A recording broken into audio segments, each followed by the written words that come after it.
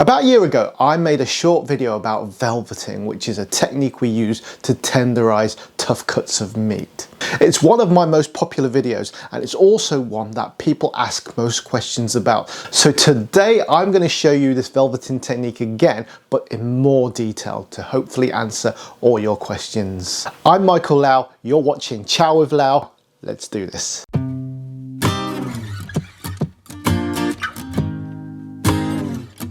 The term velveting comes up a lot when you're talking about cooking, especially Chinese cooking.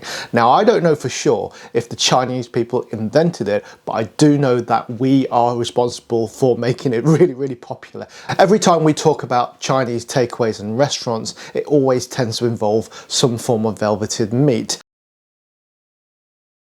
So why do we velvet meat? Well, the obvious answer is that we're making tough cuts of meat more tender. This makes sure that the dishes taste great and also that it doesn't cost the earth. The second, slightly less obvious reason for why the Chinese especially use velveting is the philosophy of how we cook and how we eat our food.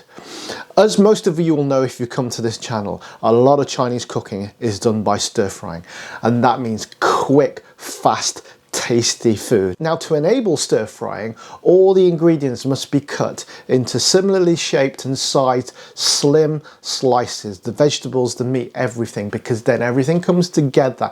And this follows on with how we eat as families or communal groups, because we don't have our own plates of food. We don't tend to just have like a steak each on a plate ready to eat like we do in the Western society, where we use a knife and fork and just eat our own food. What we tend to do is we make multiple dishes. Everybody has a bowl of rice and everybody takes a little bit of food from each one, and you can share. You can have lots of different types of food in one sitting, and this is just how the Chinese eat. It's great. If you've never tried it, you should. So therefore, with the combination of how we stir fry and how we eat, it's no good having big slabs of quite tough meat, because we're never going to be able to eat it with our tool of choice, which is the chopstick. What we need to have is bite-sized pieces of food that we can handle quite easily with the chopsticks and also eat without having to chew.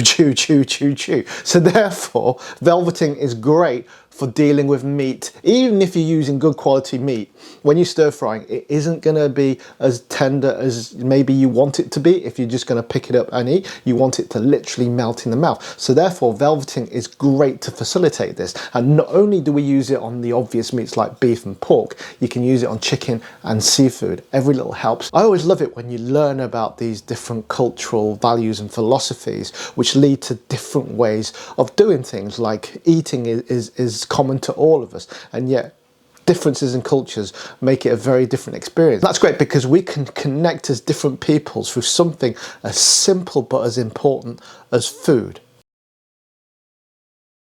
So the first thing we're going to do is prepare our meat. I'm using some rump steak here. You can use whatever meat that you want to use for your recipe, whether it be some flank steak or some pork or chicken, whatever. It works all the same. This is 8 ounces or about 250 grams or so. The first thing I'm going to do is I'm going to trim off the fat and any gristle that might be present in your meat. Chop that chunk off, and then, because obviously anything like this is going to be pretty tough, and I don't think you want to be chewing bits of fat. So the next thing is to find the grain of your meat. You can see the striations, they go that way. Okay, so what we need to be doing is cutting across it. That helps with tenderization, because if you cut with the grain, it's going to keep everything in line, and that makes things tougher. If you cut across the grain, that makes things more tender. To make the bite-sized pieces, I'm going to cut the beef in half here, or roughly in half. So when I cut across the grain, it's going to give us bite-sized pieces, and I'm going to cut it into little slivers, right, really thin, like that. That's kind of the size you're aiming for.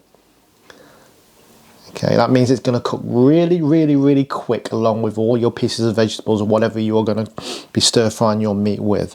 So again, just cut across like that, like so. Just keep going.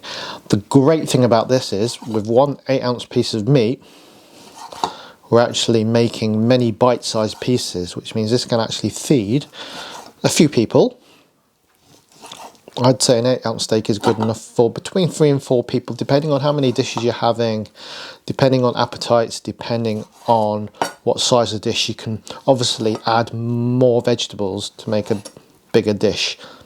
We're going to go the same here. We're going to find the grain, which is that way, and we're going to cut across it like so. Nice and thin. Okay, slivers. So a couple of things come into play when you do it like this. When you cook the Chinese way, if you like,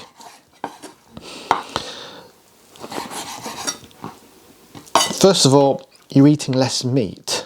Eating less meat is obviously a good thing for health reasons. It's also good because it's good for the environment to eat less meat. You don't have to, in my view, you don't have to become totally vegetarian or vegan to do your bit. And now it's time for the actual velveting.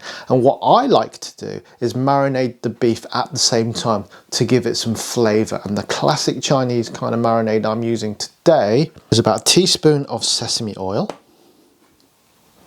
half a tablespoon of light soy sauce, and half a teaspoon of sugar. And that's going to give it some great flavour straight off the bat. So for the velveting, for this quantity of beef, which is about 8 ounces, I'm going to use about half a teaspoon of bicarbonate of soda. If you don't have access to bicarbonate of soda, use baking powder instead. I'm also going to add a good teaspoon of cornflour or cornstarch. And those two key ingredients are the things that are going to velvet and tenderise your meat. So I'm going to stir all this in, so we're going to get all the flavour and we're going to start getting the velveting happening.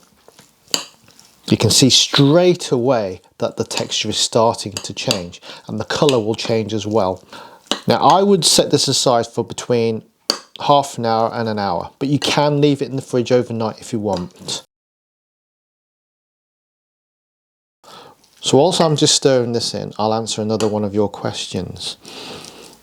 Do the velveting ingredient leave an aftertaste? And the short answer is yeah. People are always asking, should I rinse it? And I never do, because two things. A, I don't think the aftertaste is that strong or unpleasant. And secondly, that's partly why we've just added the marinade, because any kind of aftertaste that you might have got from the velveting ingredients is going to be totally overpowered by that lovely marinade we just put in. The sesame oil, the soy sauce and the sugar are just going to absolutely give that beef some delicious flavour. Just to give you some comparison, I've got a little bit of unvelveted beef here, which I've used in the marinade. I've still got just to make it a really fair test, put some soy sauce, sesame oil and a tiny bit of sugar in here. And I've cut it exactly the same way against the grain. And we're going to do a side-by-side comparison to see what difference there is. Okay, this comes from the same batch of rump steak that I've got in the velveting mixture. But as you can see, I put the marinade in, there's no change of colour. The change of colour in the velveting technique was instant. So it's going to be interesting to see how this all shapes up. Get nice and hot, smoking. When it's smoking, you're about there. So I'm going to use the velveted meat first. It's a small sample so it's quick. When you're searing meat, try not to touch it too much. You have to be a little bit brave because it always feels a bit weird when you see all this smoke coming up, but this is the way it's supposed to be, right? So about 30 seconds in, then you can turn it over. And can you see, you've got a nice sear to the meat. You've got a nice browning, caramelization. And that's what you want, okay? And because the pieces are so small, so thin, because your heat is so hot, this literally takes seconds. And that, my friends, is done. Is that a minute? Okay, so I'm just going to take that out of the plate. Right, just for fairness, I'm going to give the wok a rinse so we don't have any cross-contamination. You can hear the sizzle of the water now. Okay, so I'm giving it a rinse. Again, you can see, because it's a nicely seasoned wok, I only had to rinse that in water, didn't have to use any scrubbers or brushes or anything. And if you'd like this is the best wok I've ever used. I'm not just saying that because I'm going to give you an affiliated link.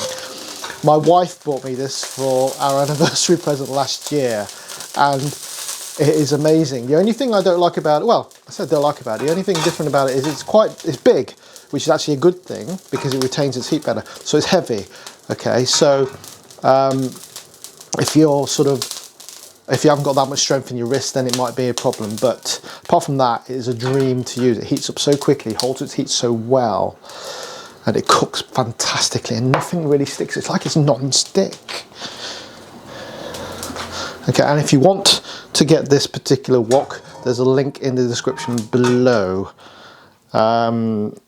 It doesn't cost you any more money. I get a tiny little kickback should you do it like that. Anyway, on with the show. Another tablespoon or so of oil into the hot wok.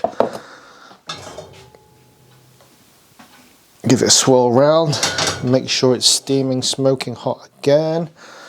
I'm going to add our unvelveted beef this time. This is just with the marinade. Spread it out, but don't move it. And again, about 30 seconds before you actually start to move it, and then it's pretty much all over.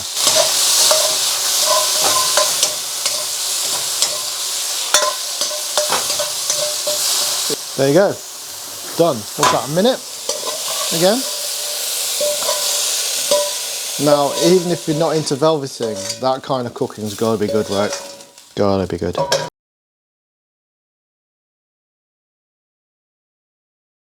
Right guys, so as I always say, this is the moment of truth.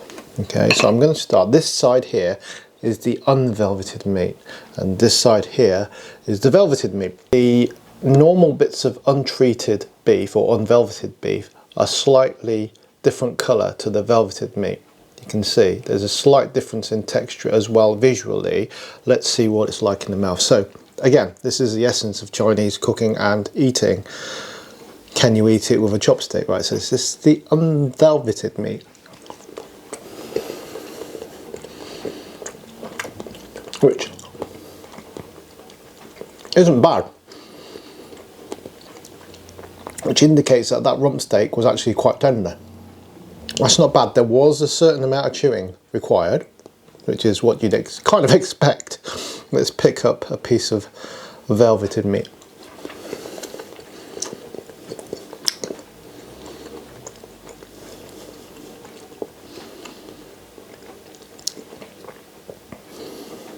There is less chewing involved, it is more tender. No doubt it has worked, the tenderisation, the velveting has worked. Aftertaste wise, slight. There is something different about the taste of it, but I don't know, people keep saying, oh, sometimes when they do it, it's strong. Maybe they put in too much ingredients in. I know the cornflour, if you put too much in, is going to leave too much aftertaste in it, so maybe just back off on the cornflour a little bit, or maybe you're using too much in the first place.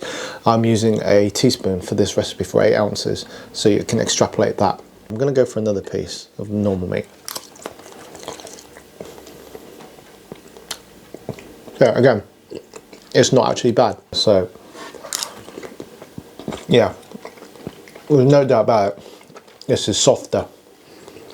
It's kind of what you'd expect to get if you were dining in a Chinese restaurant or takeout from a takeaway. It's easier to eat, it's easier to handle with chopsticks. Not much, because like I said, this rump steak here is pretty good actually, but I don't know if I definitely wouldn't be using rump steak for all my recipes. And if you're feeding a large family or a large group of people, then any kind of steak is probably going to be quite expensive.